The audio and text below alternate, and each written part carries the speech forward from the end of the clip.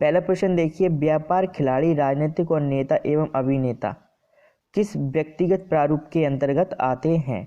कौन कौन पूछा है इसमें? व्यापारी पूछा है, खिलाड़ी पूछा है, राजनेता पूछे हैं। आपके पास फॉर्मेट है, 4 ऑप्शंस हैं, अंतर्मुखी, बहुमुखी, उभयमुखी या फिर इनमें से कोई सा नहीं। तो जो व्यापारी, खिलाड़ी और राजनीतिक होते हैं वो आते हैं बहिर्मुखी में। कौन से में आते हैं? बी वाला ऑप्शन से बिल्कुल सही हो जाएगा, बहिर्मुखी के अंतर्गत आते हैं। सेकेंड क्वेश्चन देखिए, समस्या समाधान में पशुओं की प्रतिक्रिया कैसी होती है? जो समस्या समाधान होते हैं उसमें पशुओं की प्रक्रिया कैसी होती है?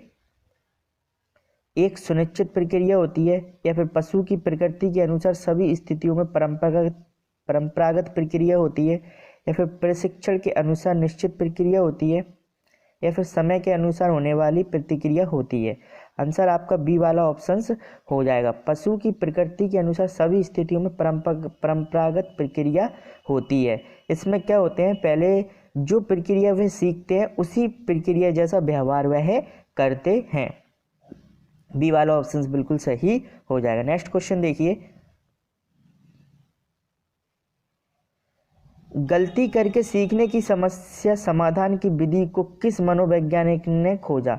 गलती करके सीखने की समस्या समाधान की विधि को मॉन्टेसरी ने, फ्रोवेल ने, थॉर्नडाइक ने या फिर बिनेट ने? किसने खोजा इसको? थॉर्नडाइक ने खोजा। किसने खोजा? गलती करके सीखने की प्रक्रिया। एक बात याद रखना, इस प्रक्रिया को क्या कहते हैं? ट्रायल एंड एरर तरीका भी कहते हैं। इसको क्या कहते हैं? ट्रायल एंड एरर तरीका। पहले तो उसकी कोशिश करें, फिर उसमें अगर जो गलती निकल रही है फिर उससे सीखें। तो इसको अगर इंग्लिश में आ जाए तो याद रखना, ट्रायल एंड एरर तरीका या फॉर्मेट या सिस्टम्स। ठीक है, सी वाला ऑप्शन जिसको किसने खोजा था? थॉर्नडाइक ने खोजा था। सी वाला ऑप्शन सही हो जाएगा। नेक्स्ट क्वेश्चन देखिए, राष्ट्रीय पाठचर्चा रूपरेखा का निर्माण करने वाली संस्था कौन सी है? जो राष्ट्रीय पाठचर्चा या पाठ्यांक की जो रूपरेखा तैयार करती है वो संस्था कौन सी है? एनसीईआरटी, एससीईआरटी, एनसीटीई या फिर एमएचआरडी? तो ऑप्शंस कौन सा हो जाएगा? एनसीईआरटी है। कौन सा है फ्रेंड्स? एक एनसीईआरटी है, जो कि आपकी एक उच्च संस्थान है जो आपके पाठ्यक्रम या पाठ्यांक का स्थापना करती है, उसकी रूपरेखा तैयार करती है। एनसीईआरटी का जो फुल फॉर्म है यहाँ पे याद रखना कि जो पूरा फुल फॉर्म बता देता हूँ, national council of education research and training. ठीक है, याद रखना क्या फुल फॉर्म है एनसीईआरटी का। कभी कभी परीक्षाओं में सामान्य क्वेश्चंस भी पूछ लिए जाते हैं जो कि आपको याद होना चाहिए। National council of education research and training, याद रखना एनसीईआरटी का फुल फॉर्म। नेक्स्ट क्वेश्चन देखिए,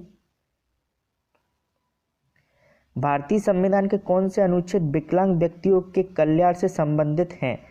भारतीय संविधान के कौन से अनुच्छेद विकलांग व्यक्तियों के कल्याण से संबंधित हैं?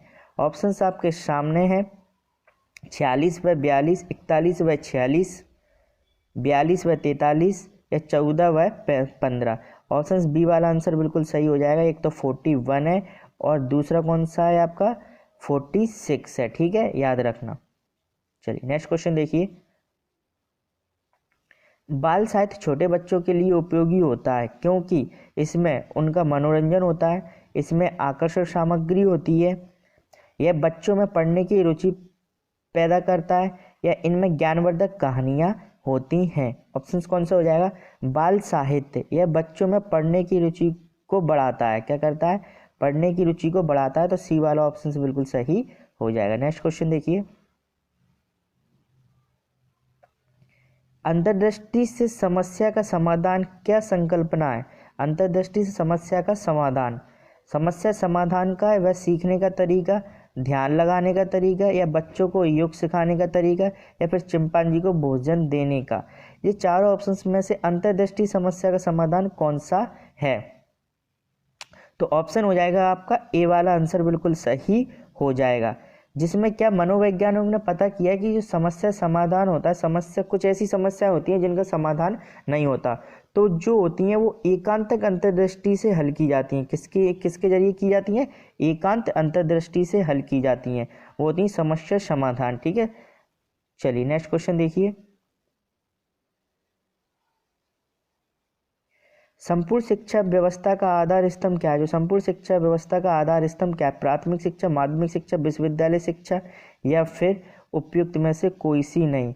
डेफिनेटली प्राथमिक शिक्षा है। कौन सी है? प्राथमिक शिक्षा। संपूर्ण शिक्षा व्यवस्था का जो आधार स्तंभ है वो प्राथमिक शिक्षा होती है। नेक्स्ट क्वेश्चन देखिए,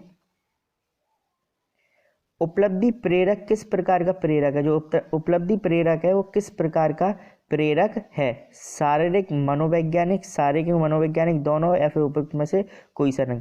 आप गलती मत कर दें, नहीं जिन्होंने अगर डीपली शिक्षा शास्त्र नहीं पढ़ा है तो वो आप दोनों लगा दें। ये दोनों बिल्कुल गलत है, क्योंकि आंसर कौन सा है? केवल बी वाला आंसर बिल्कुल सही है, मनोवैज्ञानिक है।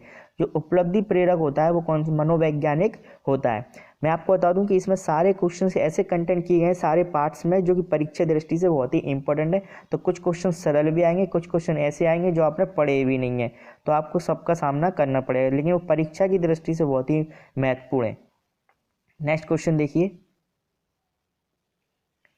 जॉन डीवी ने बच्चों के विकास से संबंधित समस्याओं का समाधान कैसे निकाला? जॉन डेवी जो मनोवैज्ञानिक थे, उन्होंने संबंधित समस्याओं का समाधान कैसे निकाला? आपसी समझ के माध्यम से, पर्यावरण के माध्यम से, या फिर दूसरे का अनुकरण करके, या फिर वैज्ञानिक विचार प्रक्रिया के माध्यम से। जो आंसर था, जॉन डेवी ने जो समस्या का समाधान निकाला विकास से संबंधित जो वैज्ञानिक विचार की प्रक्रिया से निकाला। डी वाला ऑप्शन बिल्कुल सही हो जाएगा। इसमें उसने क्या बताया? 7 चरण बताए थे। कौन से 7 चरण बताए थे? जिसे विशिष्ट व्यवहार भी कहते हैं। क्या कहते हैं? विशिष्ट व्यवहार या वैज्ञानिक विचार की प्रक्रिया के माध्यम से। तो याद रखना, जॉन डेवी ने जो विकास से संबंधित समस्या किसके जरिए बताई थी? वैज्ञानिक विचार के। अगर आपको सारे सैद्धांतिक विचारों की वीडियो चाहिए तो आपको हमारी प्लेलिस्ट में मिल जाएगी, मनोविज्ञान के अध्याय में जाकर देख लिए, 18वां पार्ट है वो। ठीक है, नेक्स्ट क्वेश्चन देखिए, समायोजित व्यक्ति की विशेषताओं में शामिल नहीं है। समायोजित व्यक्ति की विशेषताओं में शामिल नहीं है। उत्तरदायित्व की स्वीकृति, उचित संवेगों का प्रदर्शन, व्यक्तिगत उद्देश्यों का प्रदर्शन, या फिर दूसरों के साथ संबंध बनाने की योग्यता। कौन सा आंसर सही हो जाएगा इसमें? व्यक्तिगत उद्देश्यों का प्रदर्शन नहीं है। सी वाला आंसर बिल्कुल सही हो जाएगा।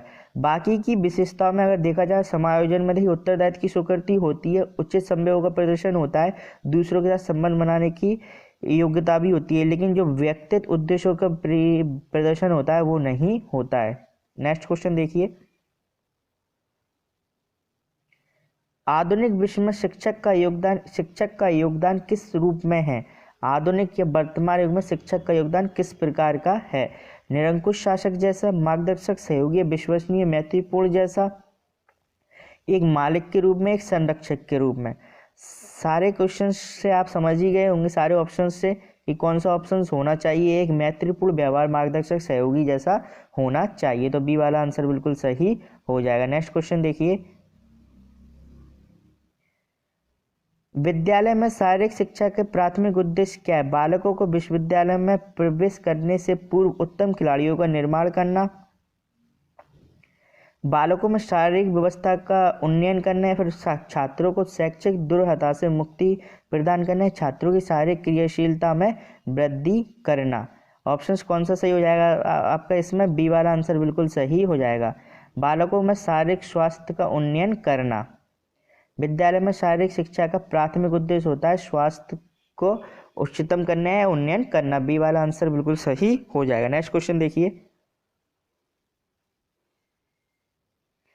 अधिगम में पुरस्कार का क्या प्रभाव पड़ता है? जो अधिगम होता है, अधिगम का पुरस्कार का क्या प्रभाव पड़ता है? पहले मैं आपको बता दूं, यदि अधिगम से संबंधित अगर आपने वीडियो नहीं देखी है तो जाकर देखिए। मनोविज्ञान के सभी अध्यायों में अधिगम को मैंने पूरी तरीके से अच्छे से समझा दिया गया है।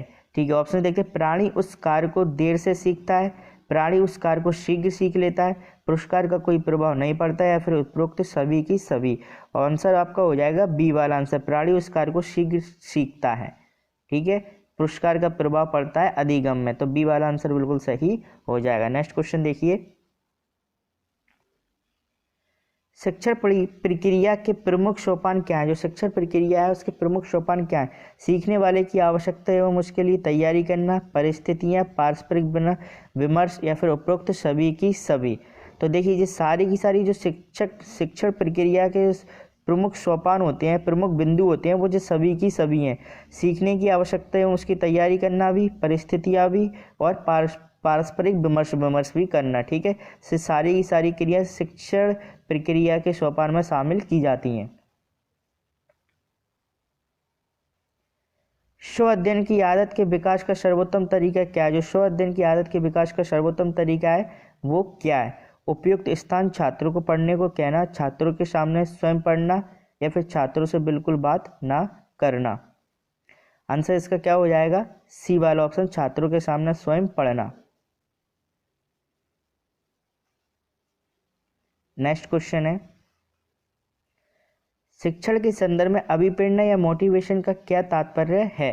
किसी तथ्य को जानने के लिए उत्कट इच्छा होना, या अभिरुचि, या प्रेरणादायी कथन, या फिर एक मार्गदर्शक प्रतीक। आंसर क्या हो जाएगा आपका? ए वाला ऑप्शन बिल्कुल सही हो जाएगा, किसी तथ्य को जानने के लिए उत्कट इच्छा होना।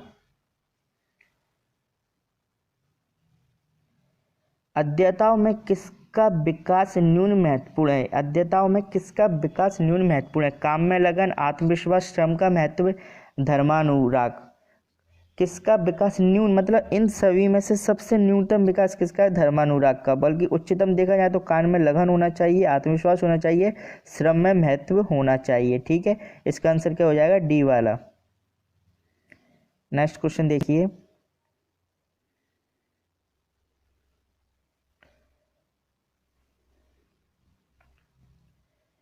अभिक्रमित अनुदेशन का जन्म माना जाता है। जो अभिक्रमित अनुदेशन का जो जन्म माना जाता है, कौन सा माना जाता है? ऑपरेंट कंडीशनिंग, क्लासिकल कंडीशनिंग, उद्दीपन अनुक्रिया अधिगम, या फिर बी और सी दोनों।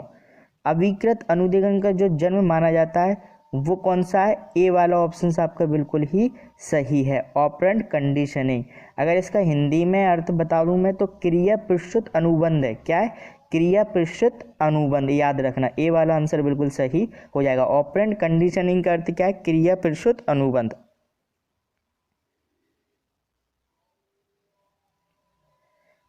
पाठ्यक्रम का शिक्षक द्वारा किए जाने वाले शिक्षण में क्या उपयोग है? पाठ्यक्रम का शिक्षक द्वारा किए जाने वाले शिक्षण में क्या उपयोग है? पाठ्यक्रम शिक्षण सामग्री का खाता है।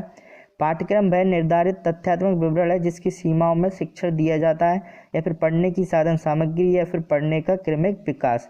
बी वाला आपका ऑप्शन बिल्कुल ही सही है। पाठ्यक्रम वह निर्धारित तथ्यात्मक विवरण है जिसकी सीमाओं में शिक्षण दिया जाता है।